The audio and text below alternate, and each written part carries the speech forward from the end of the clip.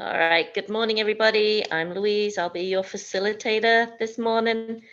Um, Eracism is the slogan of the group Erace, which was formed in New Orleans in the summer of '93. We seek ways through person-to-person communication to show that we are committed to treating all human beings with love, respect, empathy, compassion, and humility. Join us. Erace is an organization that does not espouse any political party, and we have no religious affiliation. We believe in acceptance of all people, and no personal attacks of any kind will be tolerated. We come with the intention to listen, learn, and not to argue. Is my volume okay? It's great.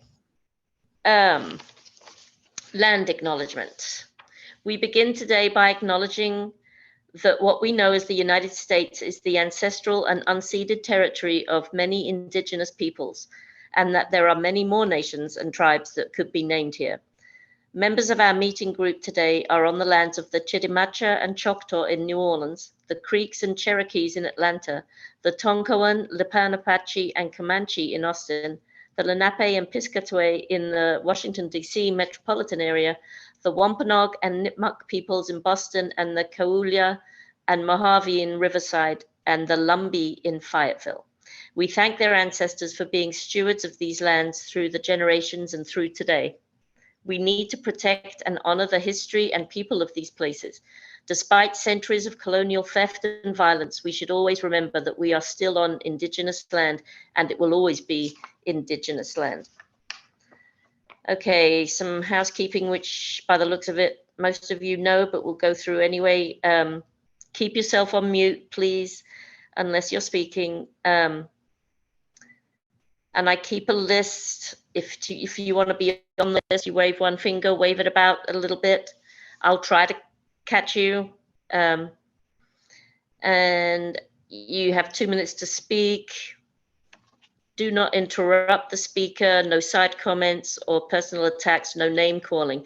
We've actually started a 3-finger policy too, however you want to do it.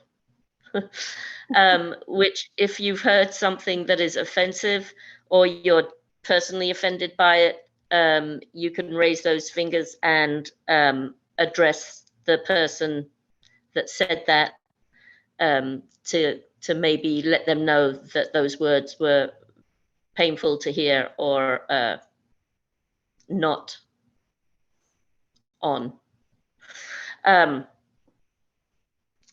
Clarifying question, if you have something that you just didn't understand, you raise 2 fingers, and that's not to explain your point, but it's to just ask, I didn't understand what you meant by a word or a term or something, or can you clarify what you meant by blah, blah, blah. If you want to come back with a comment about that person's comment, you can get on the list. So the clarifying question is just for a clarifying question. Okay, we will go through and introduce ourselves, and then I'll explain why I brought the topic. So very quickly, just how long you've been with Erace and where you're at. Phyllis. Good morning. I've been with Erace since 2008, and I'm in New Orleans. Thank you. Nancy. Good morning. I'm Nancy. I'm located in Harvey, Louisiana. I've been coming to Erace since June of 2007. Stanton. Someone is not muted. Can you please mute yourself? Stanton, go ahead. Yeah, hi, Stanton in Austin, Texas. I've been coming for about 1.5 years. And Louise, I love the Ziggy Stardust look. It's great. Oh, I'm so proud of myself now. Tech. Actually, it's my new computer. I can do stuff like this now, and I'm going a little crazy with it. But yeah, thank you. Out in the stars. Marva. Good morning. My name is Marva, and I'm located in the New Orleans area. Good morning. Marion.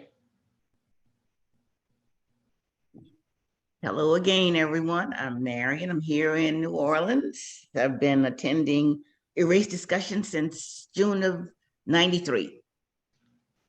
Yay. Looking forward to the topic discussion. Richard. Muted, Richard.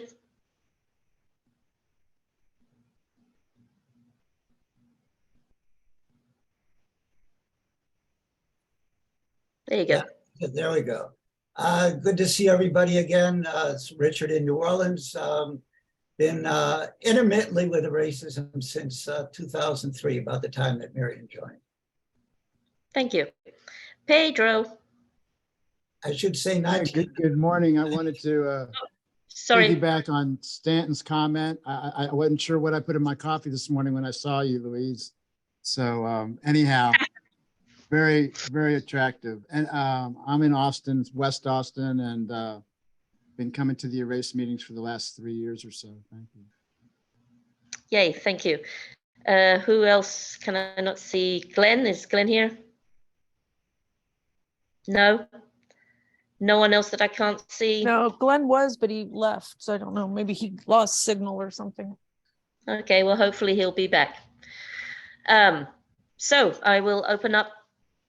Oh, the reason I bought the topic, as you can tell, and I think you might know because I've said it before, but one of my main issues is the indigenous people of this country. That I always feel that, as the article says, are invisible.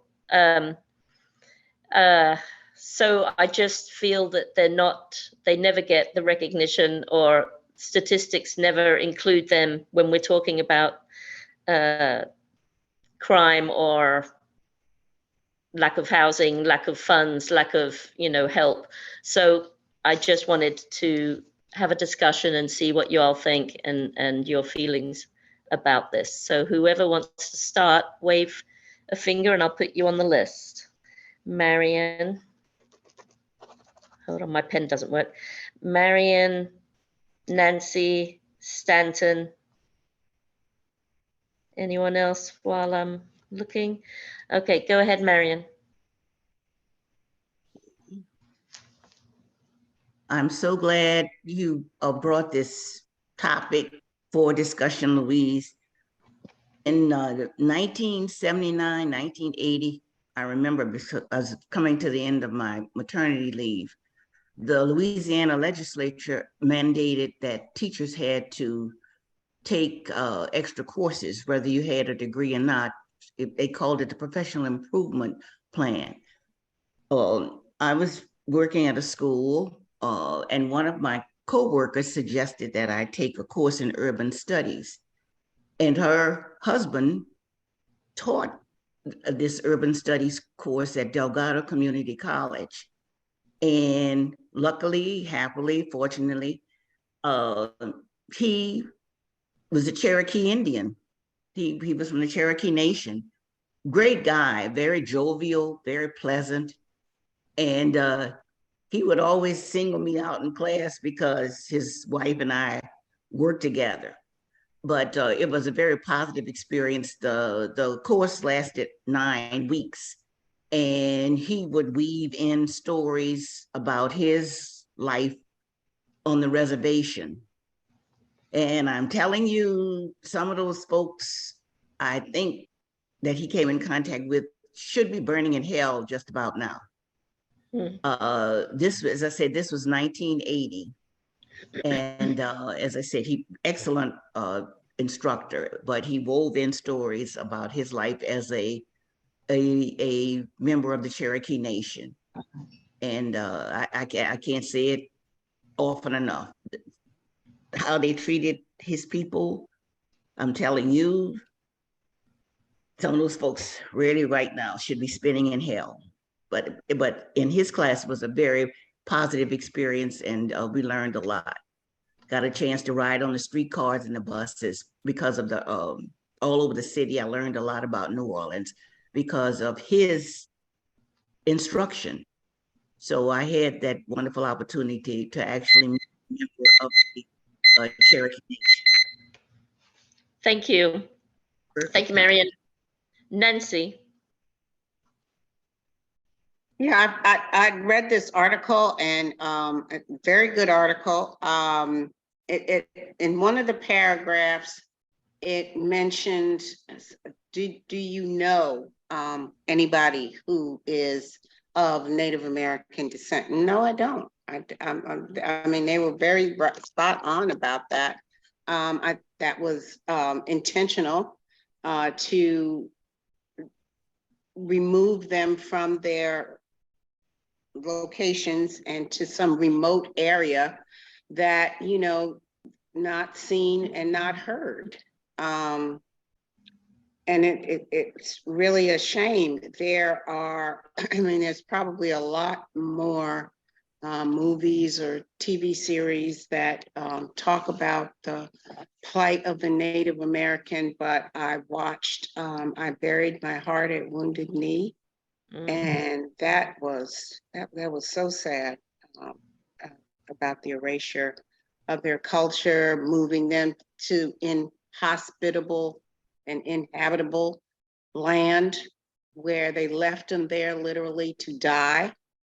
Over the winter, they promised to bring them food and clothing, and they didn't give them any of that. They literally left them there to die. And then there was a series, I think it's on Netflix now, Longmire, which is a more current day story about the Native American life on the reservation and the tension between the town and the reservation. And that's also horrific about how the Native American people in it are treated. I mean, it is really bad. It is about the drugs. It is about the treatment of women, that they are sold into the sex trade, and the children are taken away from the parents, and it's just how the water is there. There is no infrastructure. I'll probably get back on later, but it's. You don't want to get back on now? Not right now, but I will later. Thank you. Stanton. Yeah, I don't know if any of you are familiar with a folk singer whose name is Buffy St. Marie. Oh, yeah. There are two songs of hers that I first heard when I was in what we called in California junior high school. So I was in the 7th grade, I think, when I heard these songs. One is called My Country, 'Tis of Thy People You're Dying. And another song was called Now That the Buffalo's Gone. And if you ever have the opportunity to hear her sing those or just read the words, the lyrics to those two songs, they are extremely powerful, and it was certainly an awareness of the plight of Native Americans in this country and how they've been treated and how they've been mistreated. And it was an eye-opener as a young kid to think, oh my God, this is, our history. And it was not taught in school. I never had any public school lesson about the plight of Native Americans and what this country did to them historically. They're not discussed in American history class other than, at the Pilgrims and Thanksgiving and all that BS aspect of it. So I think the only way people find out about things at this juncture is by doing some personal investigation and learning on their own. I actually was lucky enough to have 3 courses in California ethnography when I was in LA. So I learned a great deal and extensively Native Americans in California, including all the archaeology through the linguistic groups and all that. So you have to have an interest in something to learn about people's plights. And if you don't have that interest, the statistics that article mentioned become the truth, that nobody knows anything, nobody cares. They're invisible basically because we've shoved them onto reservations. And if people are out into the general population portions of the country, most people think they're Hispanic. So it's kind of just these are hidden people in our midst, and yet there are 5 million Native Americans. Yeah, thank you. Good timing. Yeah, Phyllis. And before you speak, sorry, is there anyone else that wants to be on the list after Phyllis? And Teresa, welcome. Marion, okay. Sorry, go ahead, Phyllis. Thanks. I did put an article in the chat from the Oklahoman that is from 2022. So a few years after the article that Louise brought, that has 8 new Indigenous shows and movies you can watch. So in terms of TV shows and movies, there has been some improvement. I don't think that necessarily translates to real life improvement for people's lives. And some of the themes in this article, especially I've watched Reservation Dogs play out in that TV show, some of the challenges and oppressions that are mentioned. When I lived in California, I did know some people who were Native American, and in Colorado, I don't know that I knew anybody, but when I went a little bit further south in Colorado from where I lived, I felt like you could tell the difference between a Hispanic person and a Native person. I felt like there was facial differences and there was just differences. Nothing negative, just differences. And I think that it is one of the great crimes of our country, the way we rounded up whole groups of people and sent them places where it was barely possible to live.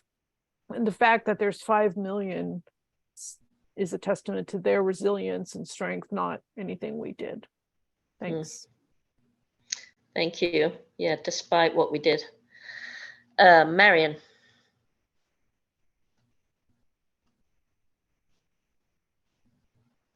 You're muted, Marion. Didn't hit the key hard enough. Memories again. From 1964 to 1960 to 69. Again, the Louisiana legislature mandated there was a course of study in the third grade, grades all over Louisiana, a series on television, and you were given a syllabus. It was called Back to Choctaw Days. And the Choctaw still lived in Louisiana, of course. So we did that for about 5 years. The New Orleans Times-Picayune did a series of articles, and the supplemental magazine had a cover of some of the ladies, the indigenous ladies of the Choctaw tribe on the cover of the Sunday supplement. Again, this was in the 1960s, 1970s. And there were 2 of the third grade teachers besides myself. So we decided we would take the information that was given, and we presented a program to the school. And my mother made a dress for me that we copied off the magazine cover of the Dixie Roto, and the other lady was something with the fringes on it, but mine was an authentic Choctaw dress. So I've always been interested in various cultures, but especially the culture of Louisiana. And as I said, there was no textbook, it was a syllabus. And we did it for about 5 years.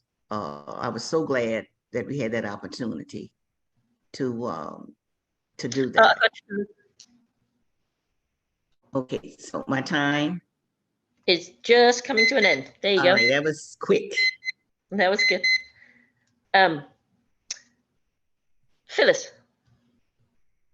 Yeah, I wanted to say it's interesting and brought up in this article that so often when there's teaching about Native Americans, it's like talking about the ancient Romans or something, like people who are no longer with us, which is so very false. And I think we have to, I think it's good that there were, even in the 60s, that there was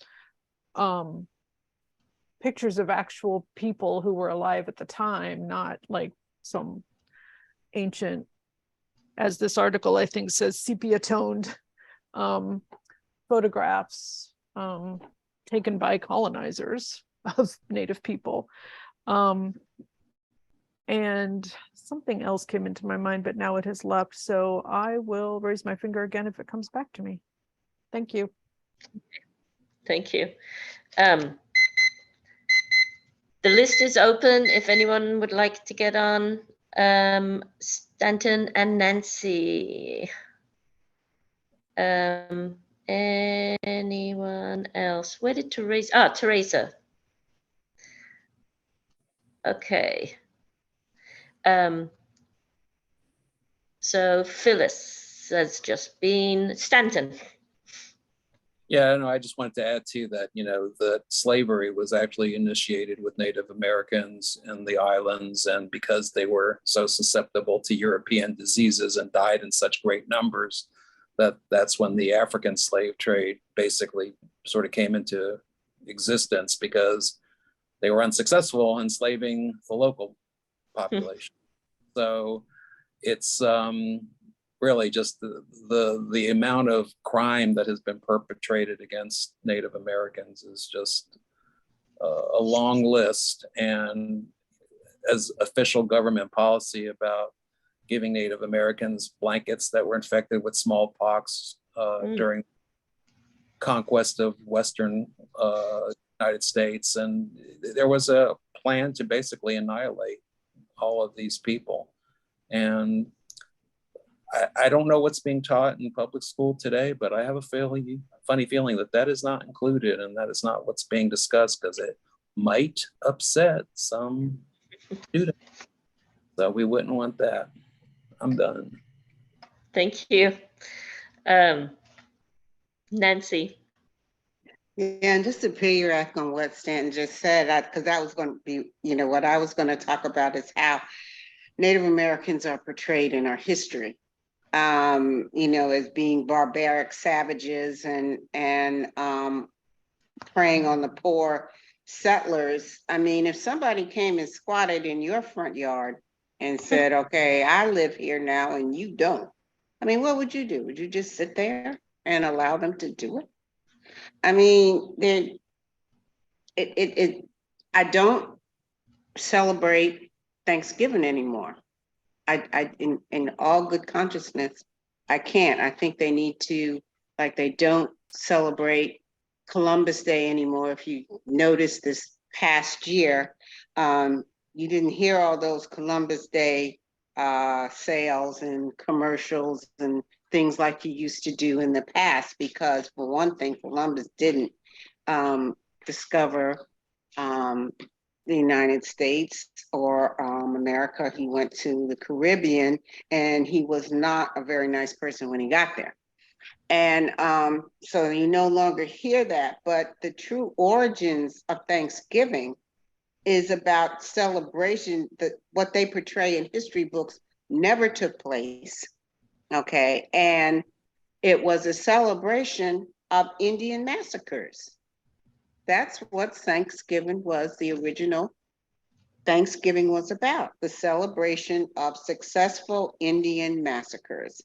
And I cannot be part of that. And I hope at some point they change it to maybe Family Unity Day or something of that nature, but get rid of this notion, these untruths that are being perpetrated and used for commercial gain by the American public. Oh, that was good. Man, that was good. Where are we? We are with Teresa. Hello, thank you. I just lost track of time because I'm out of town. Anyway, I would just like to say the only contemporary fact, and maybe factoid I should call it because it was out of context, that I heard about Native Americans is that let me see if I can get this statistic right, that out of all of Americans, they had the highest alcoholism, and it was totally out of context. And so it was one of those facts that I learned in health class. in middle school, and it was just like, I wonder why that is. And then it just like, whatever. And then again, to quote the great philosopher Chris Rock, he said, I have in my lifetime, I've seen a bear riding a tricycle. I've never seen Native Americans eating dinner at Denny's. And I thought of that phrase or that joke that he said in relation to this article talking about the invisibility of Native Americans. And he also talked about how there was again, Thanksgiving parade. And he said, Pocahontas was played by a Puerto Rican. He's like, you can't substitute a Puerto Rican and make us think that, we're looking at a Native American. And it's just like a real, I never thought about it until like this article, but I do know, especially when I was living in Austin and hosting a spoken word and storytelling show. So I do know there was part of that article. Do you know any Native Americans in this? And it's like, okay, yes, through my venue, I learned who was Native, but it's not like I could just look at someone. I can't just look at someone and tell where they're from and their origin. It was through her writing that I discovered that she was Native American. It's not, again, that I looked at her and thought, clearly this is someone who's indigenous to this. Nope, not at all. So that's another form of the invisibility. But I almost feel like that is how you should get to know people, by interacting, not just thinking, oh, I know this, and I'll be quiet now. No, please don't. We need you. Do you need to get back on the list? I'll wait. Okay. Now, Glenn, first of all, you raised two fingers. Did you have a clarifying, or did you just want to get on the list? Just get on the list. Okay. Then that means you are next. Okay. I don't know. I didn't get a chance to read the whole article, but I don't know who wrote it. And it said that in history, the Indian was raped more than any other woman in history. I can't believe that. I can't believe that. Everybody was raping the African American woman.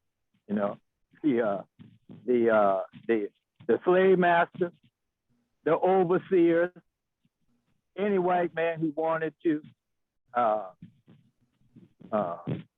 So I think that's I can't go with that. And also, I got you, Phyllis. I also don't know that it was necessary at all to give them blankets with with disease that caused them.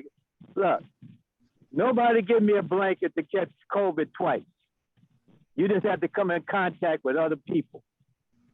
So here they are, they in teepees with the traders. They had trading posts with the Caucasians. If your body is not don't have no immunity against it, it's easy for you to be wiped out by a Caucasian disease without them put the design on it. So that's all that. Okay. Thank you, Glenn.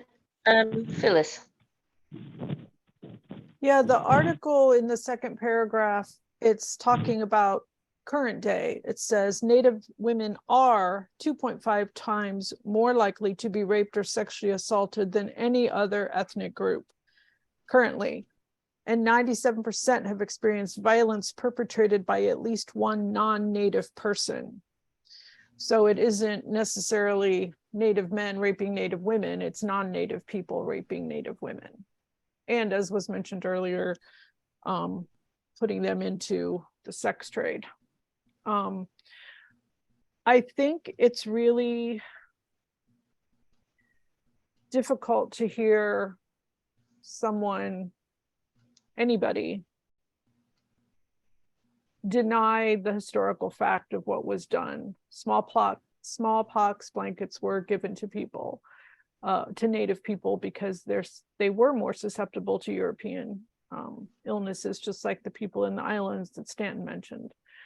We can't deny what the white colonizers of this country did. We can't support the white supremacy belief that anybody brown is less civilized and deserving of bad treatment, genocide, and death.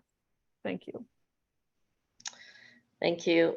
The list is open if anyone would like to. Richard. Pedro, was your hand? Did your finger up? I can only see your eyes. Okay, there you go. Okay, so Richard. Unmute, sweetheart.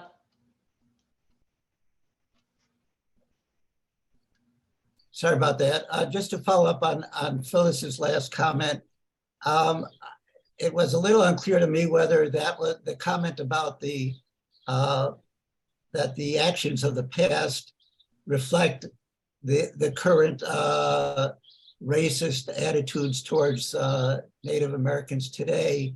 Again, this is an example where I think there's a qualitative difference between going as far as contaminating blankets with smallpox back in the 1800s and what is claimed in this article today to represent a continued racist hostility towards Native Americans.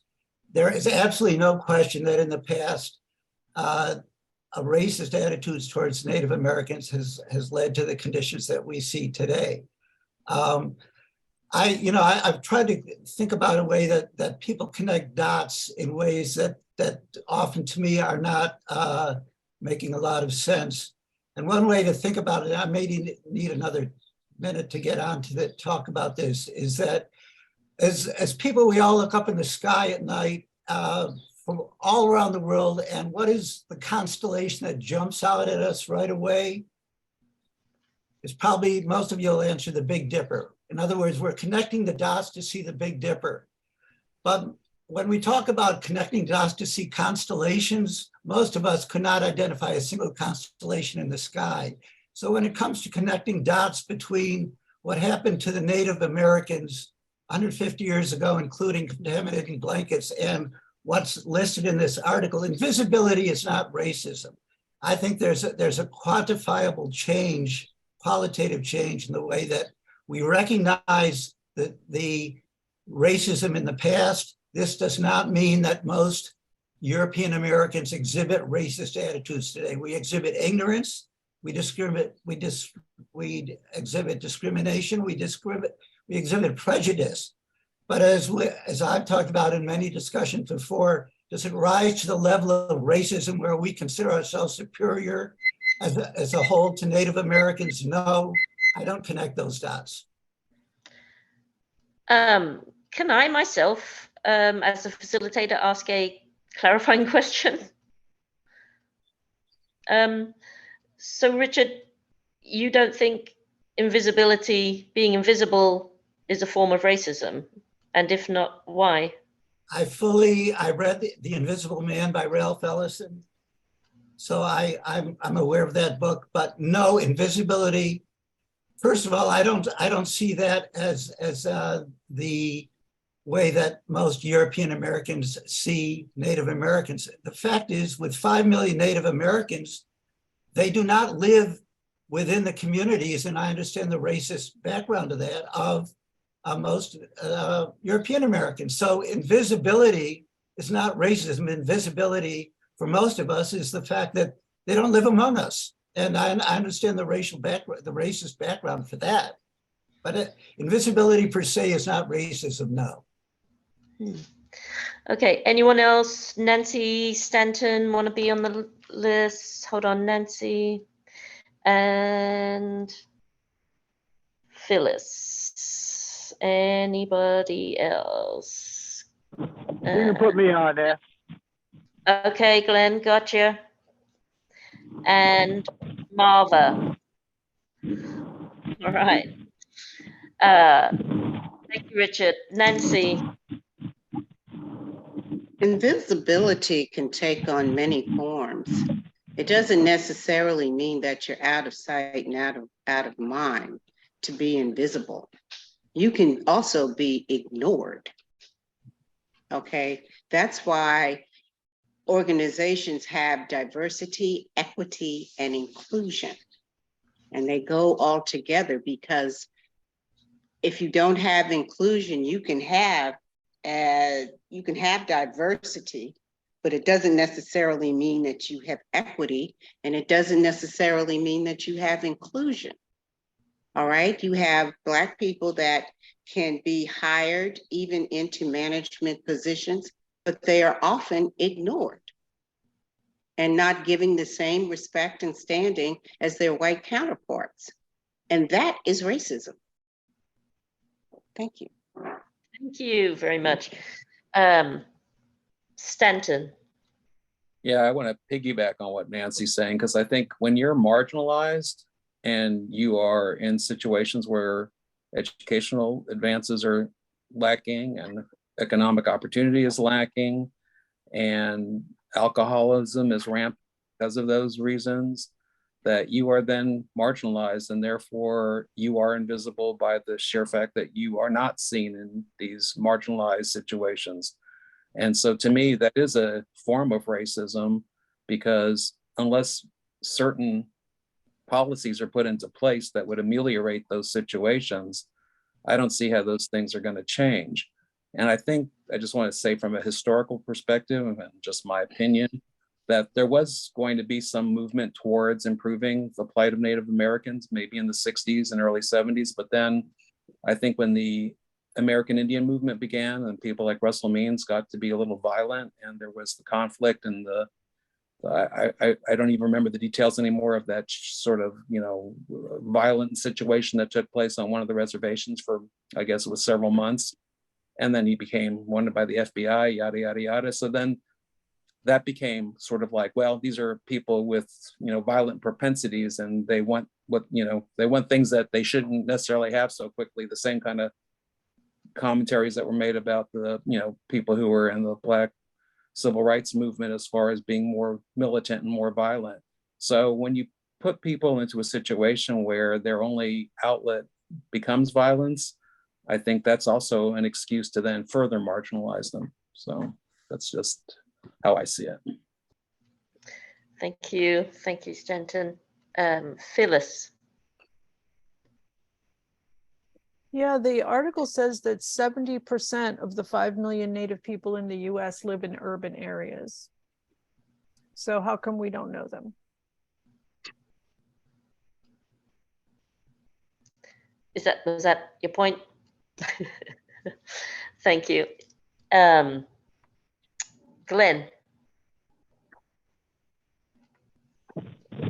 Yeah, they are. Well, first I'm gonna deal with Philip just said, that they just don't use their identity to let you know who they are. The Arabs were over here in great numbers, and nobody knew they were here because they didn't use their name, their Arab name. If their name was Ali, they changed it to Al. They wouldn't use, I used to go to their businesses and I say, Assalamu alaikum, the greeting that they all, they didn't want to answer that greeting. So they wanted to be anonymous. Now, on my other subject is about the smallpox, and that's how they got rid of, they killed millions of Indians with smallpox. Well, the Indian also caught the flu. He caught strep throat. He caught a lot of they got a blanket for each disease they caught. No, they were acceptable to the European diseases, and it wasn't blanket strategy to kill them. They just came into communication, into commune with them, eating with them, trading commercial businesses with them. So that's how it's coming in contact with, just like anybody, just like I would catch the flu. I don't catch the flu through no blankets. I just catch the flu from being around other people. That's it. Thank you. Marva. And then after Marva, the list is open. Anyone else want to, whoops. Marion. Teresa, where are you? We need you. All right. Marva, go ahead. I'm a retired RN. When I first ran into my first Indian family, I was in my late 20s working the bone marrow transplant unit on pediatrics. I have no idea what Indians look like. From TV, I covered in the Indians was not from story books, coloring books. I have no idea other than the images, the reference, first reference,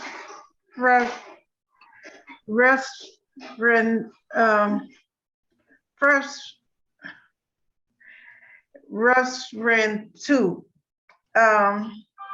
redskins, they was often called.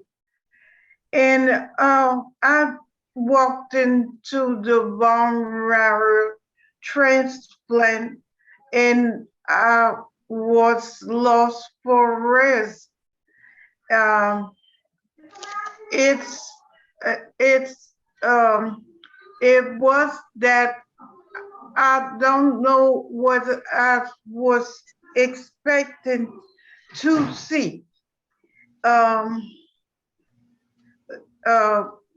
Most part, the engines are brown tone.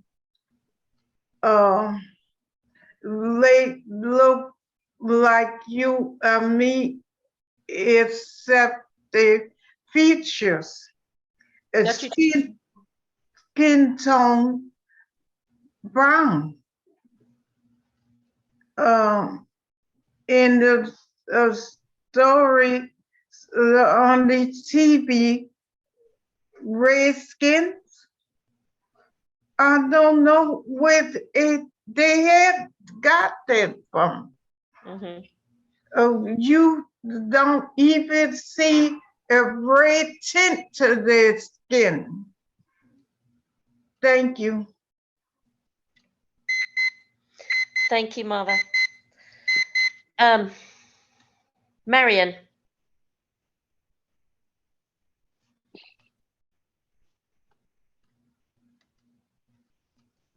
You're muted. Okay, I mute myself, then I unmute myself, then I mute myself again.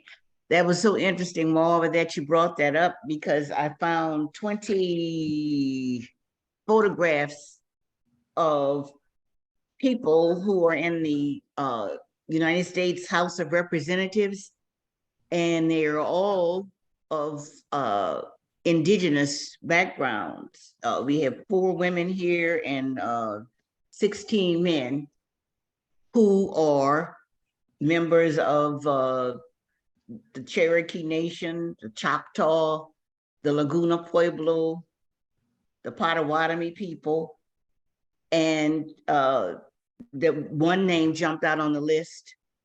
You may have heard of Nighthawk. What's the man's name? Oh, Ben Nighthorse Campbell. He's of the Northern Cheyenne Nation. And I've seen some of those people on television when sometimes the news is on and they're showing you people in the meetings in the Congress, and you'd have no idea that the folks were of the indigenous family. So trying to place some kind of physical characteristic on people, redskins, is just ridiculous, because all these 20 names that I have here, there was a picture to go with each one of them. And some of the people looked as white as some of the white people in this group. And there's one man who identified himself, I can't find his name. I wrote his ethnicity, said he was Black, but he considers himself a member of the indigenous community.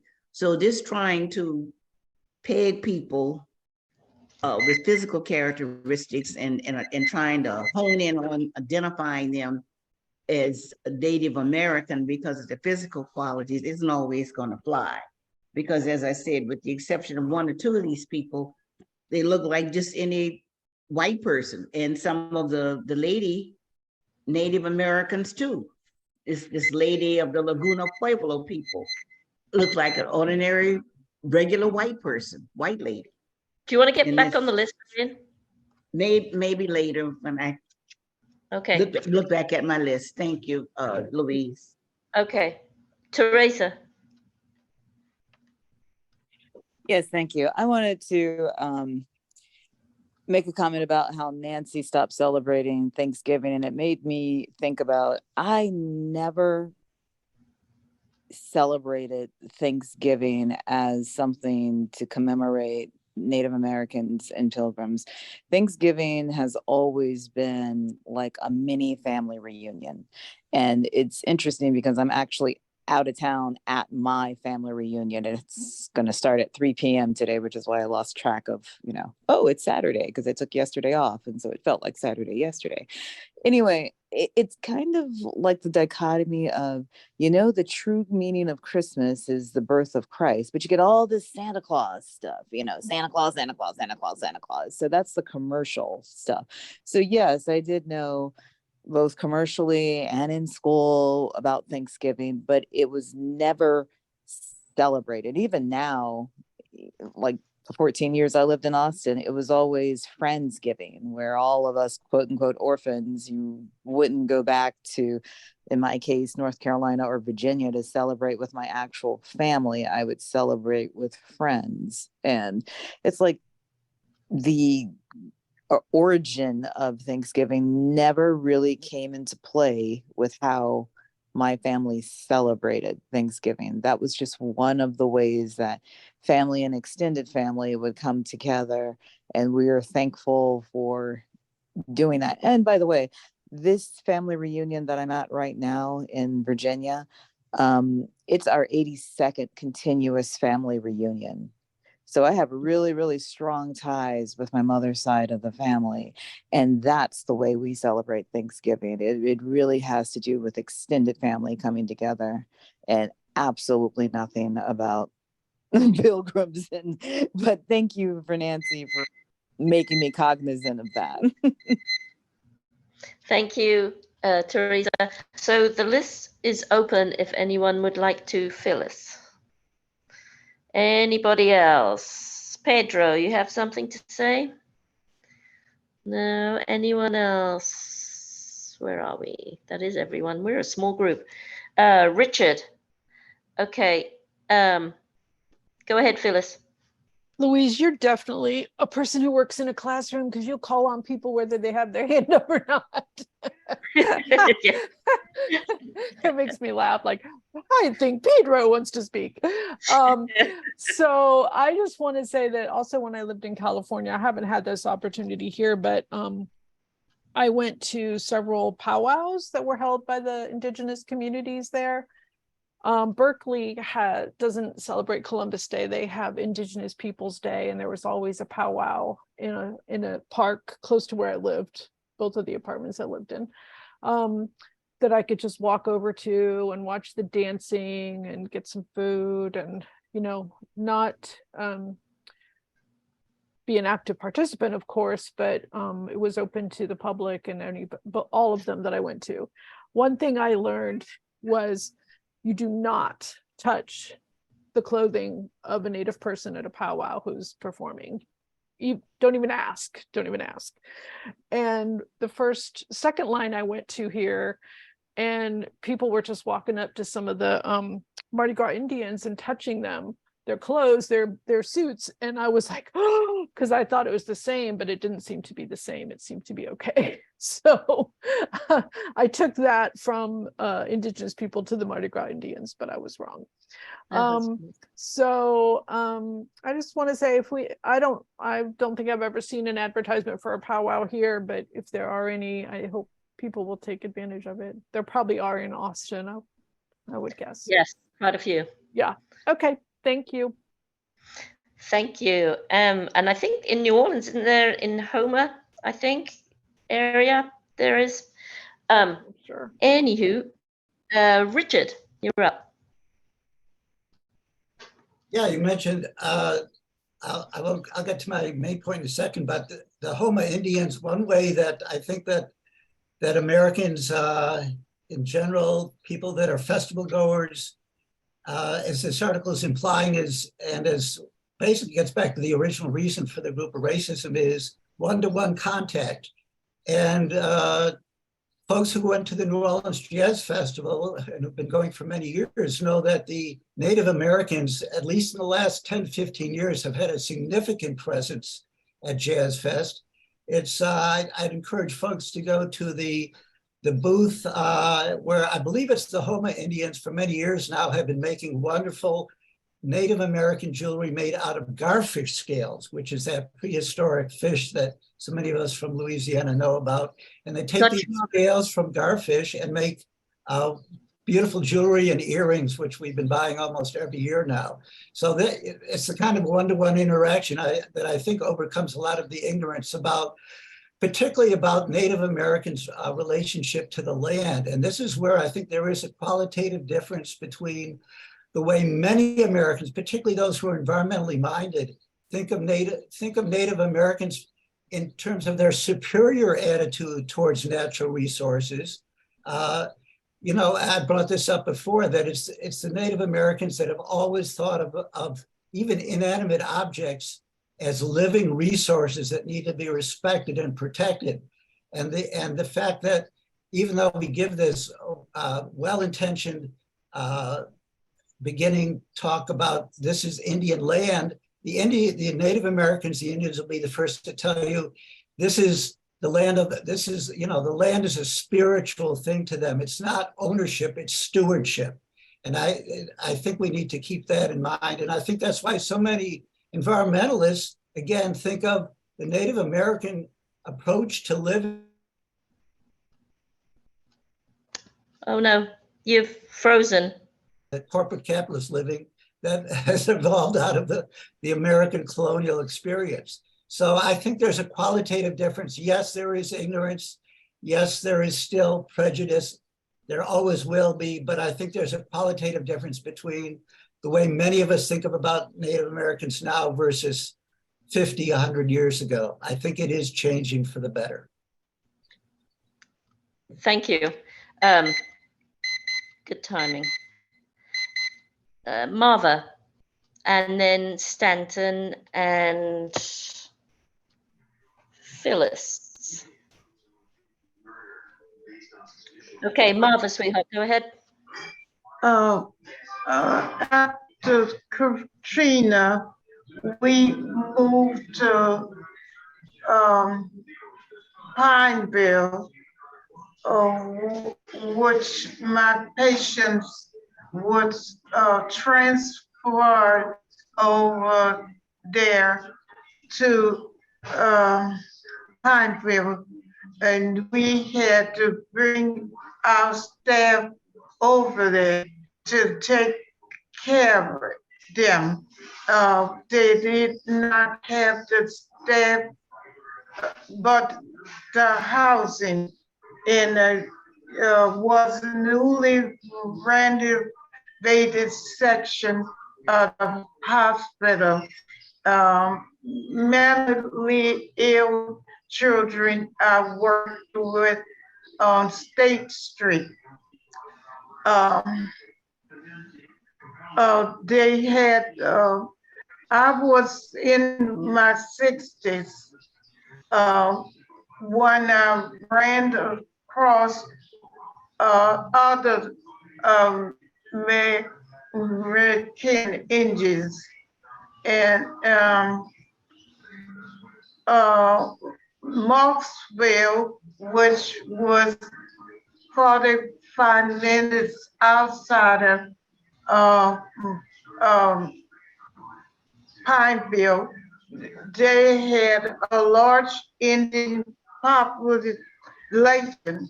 Marksville Casino was owned by the Indians. And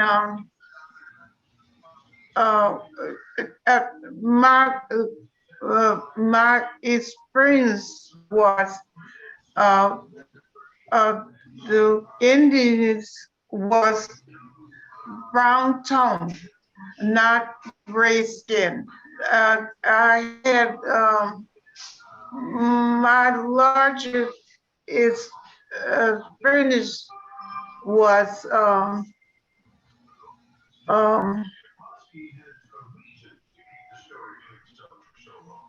a community where I had the largest experience was Mossville, uh, located in Louisiana.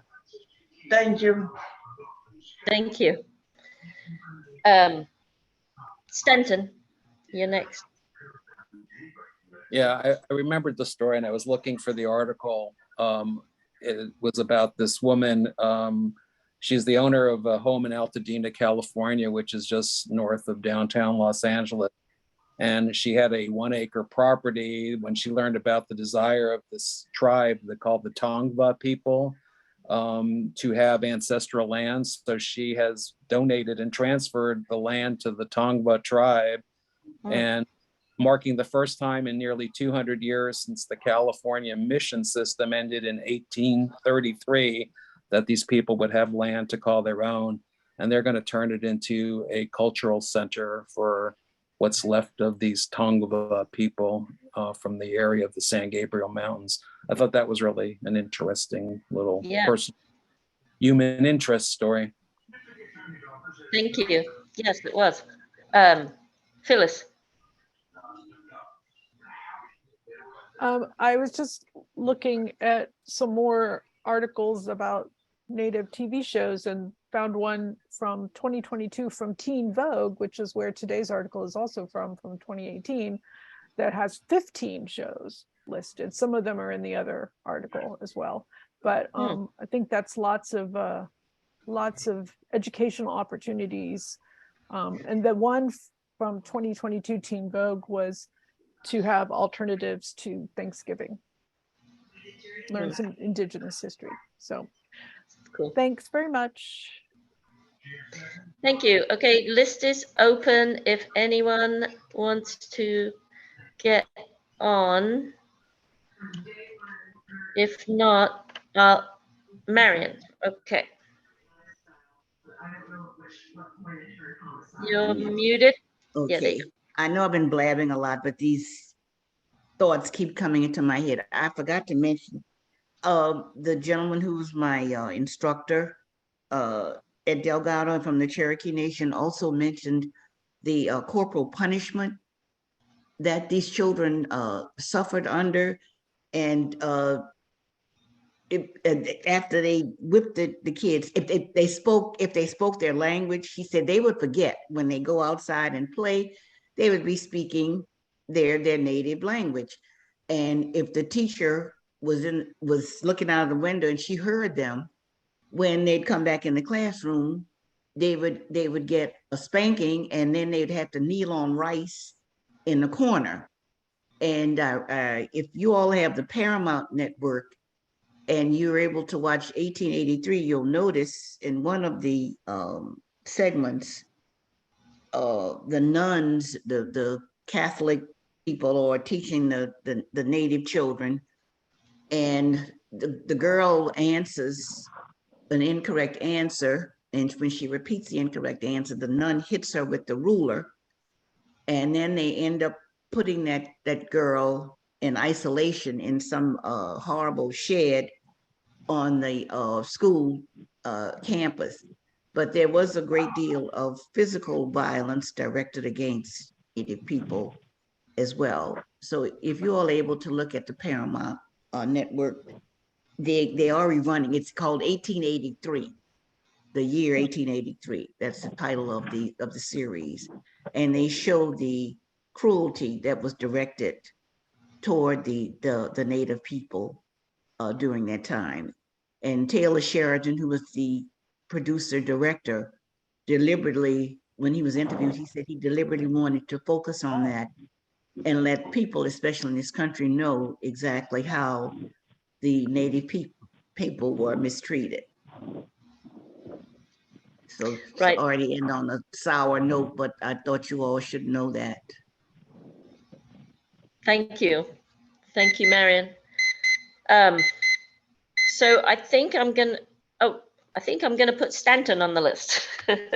Well, no, I just want to piggyback on what Marion said, that currently the Canadian government is doing a lot of investigation into what happened in Canada and in these where Native Americans were forced to send their children, and the abuse and the murders that took place where these kids were buried in unmarked. So, yeah, a lot of abuse just beyond corporal punishment. Some of these kids were actually murdered and beaten to death. So, yeah, bad.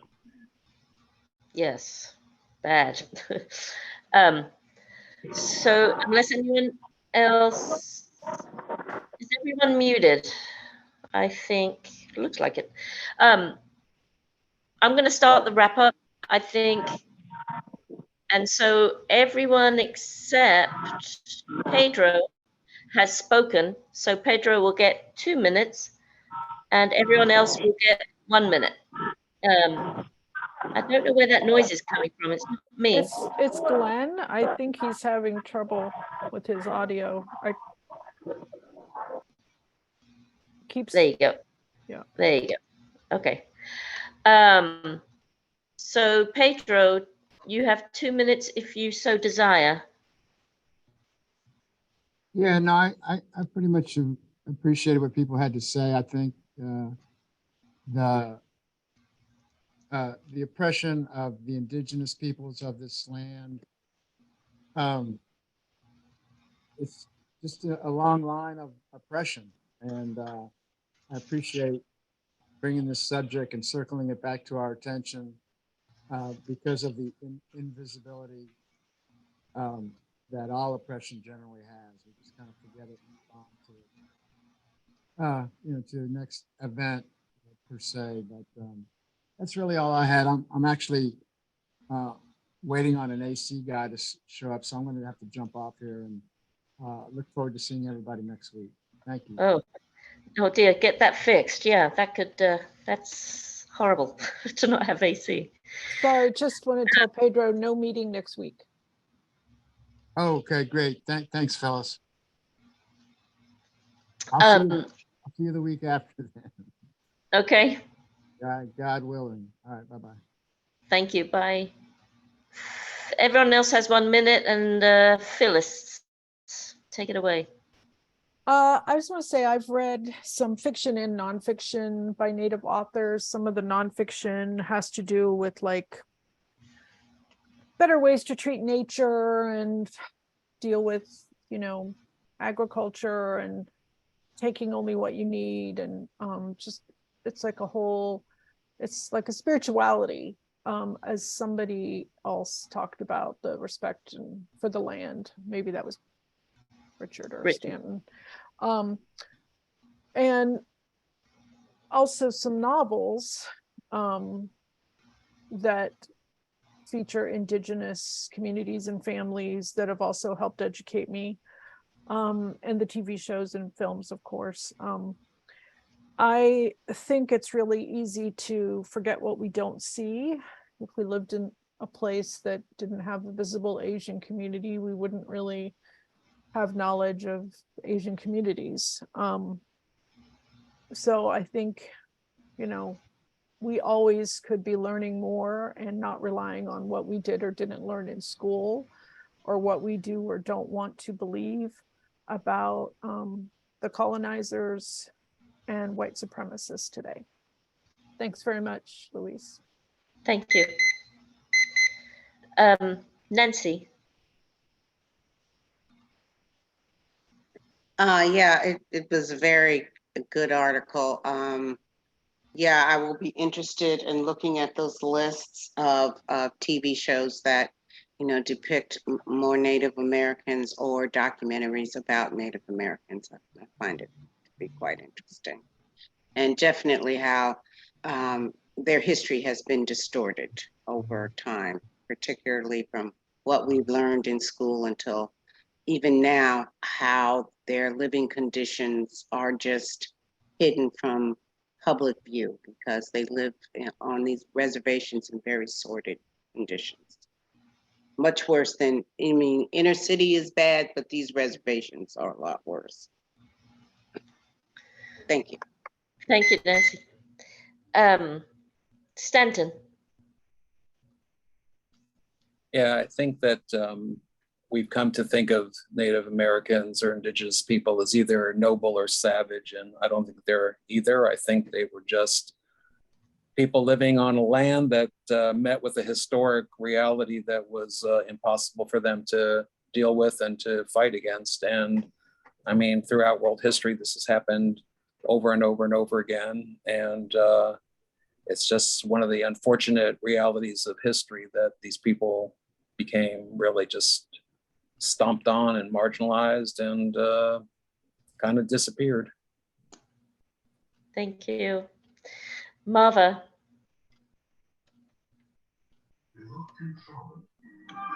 Good article, Louise. I looked up the ownership of Mossville Paragon. It was owned by the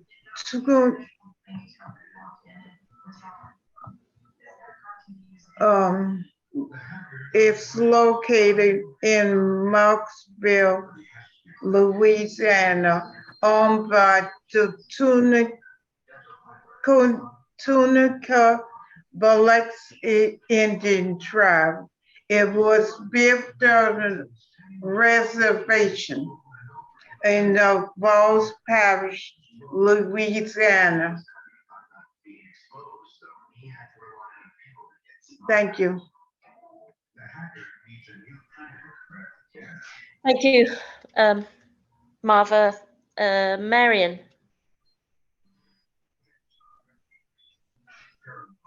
Thank you, Louise, for this topic. I really appreciate it.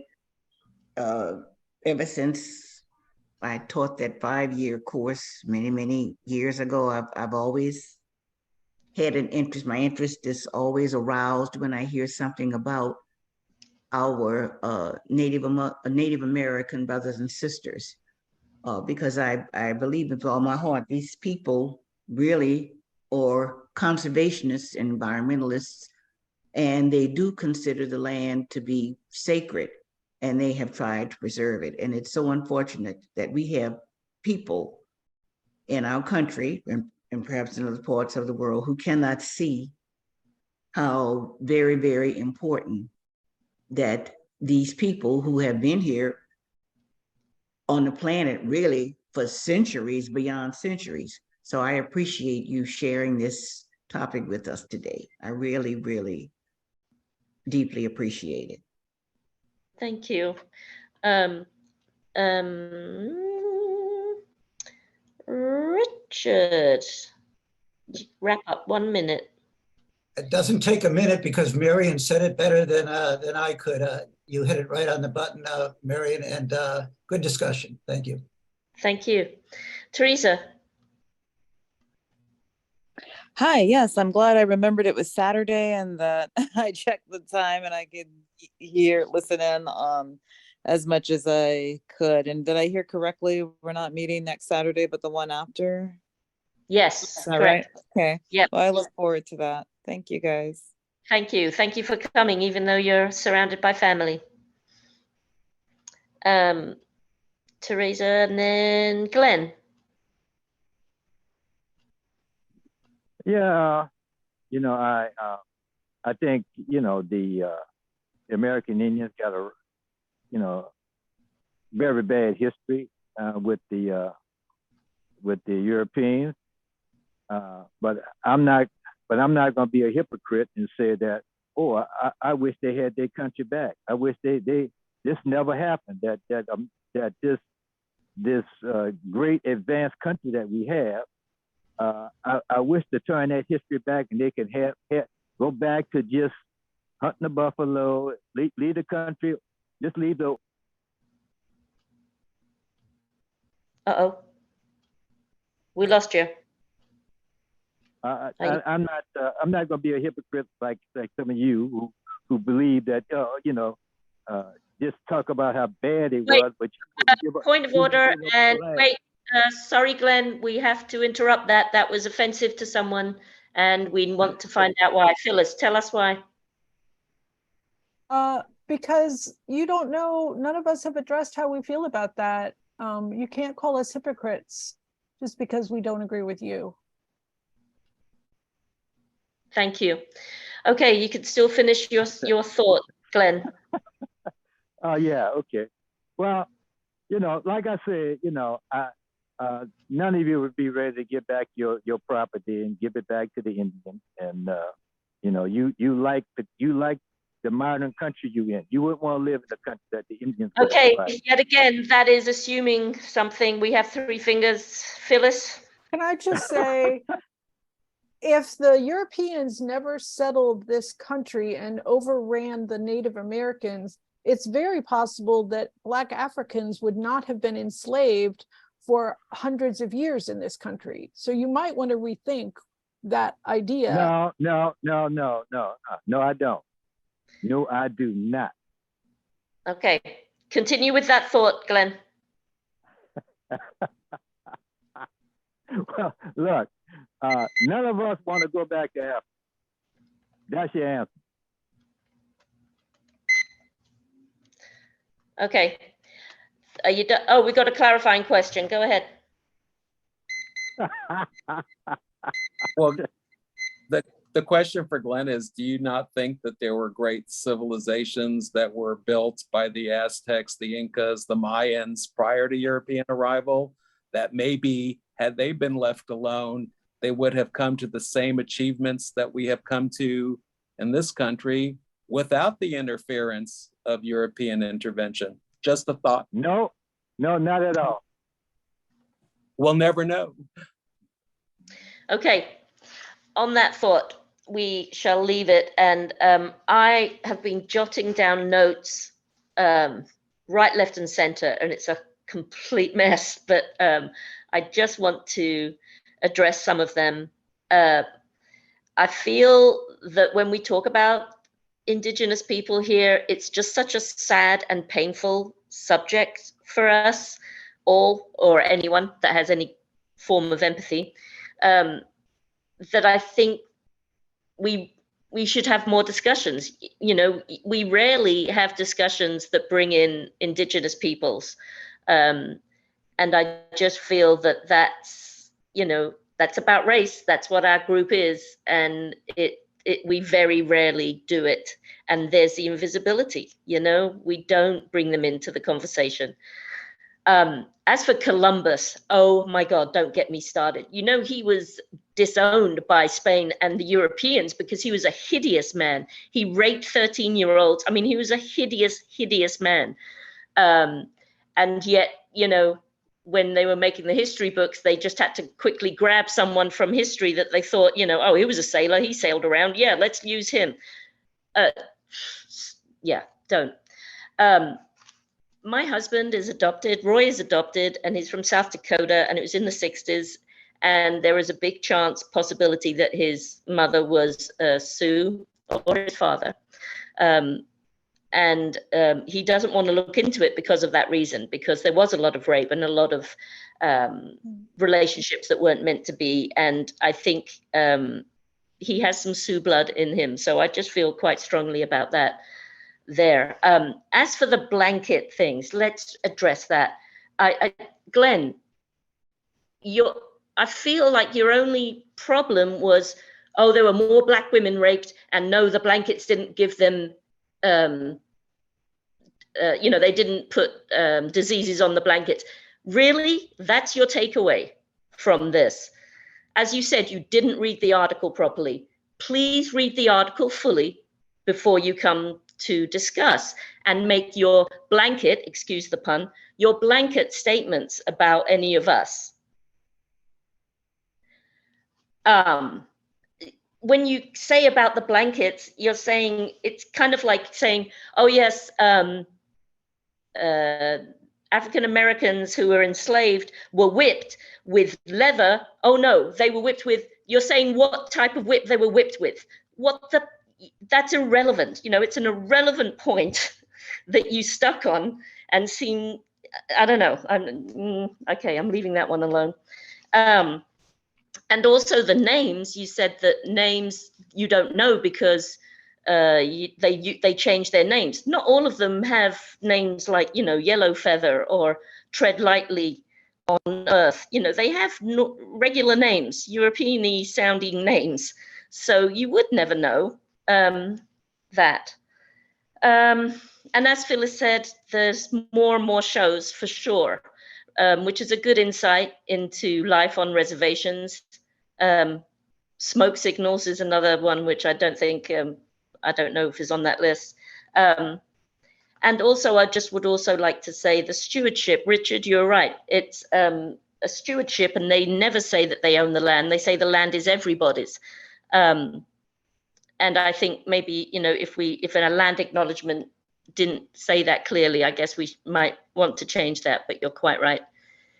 Anywho, it's a subject very close to my heart and gets my passions going. And I think a lot of people don't talk about Indigenous people enough because it is so friggin' sad and so tragic and such an abuse of a people's. Anywho, I love you all and I love your opinions, and I'm glad we talked about this, and have a great rest of your week.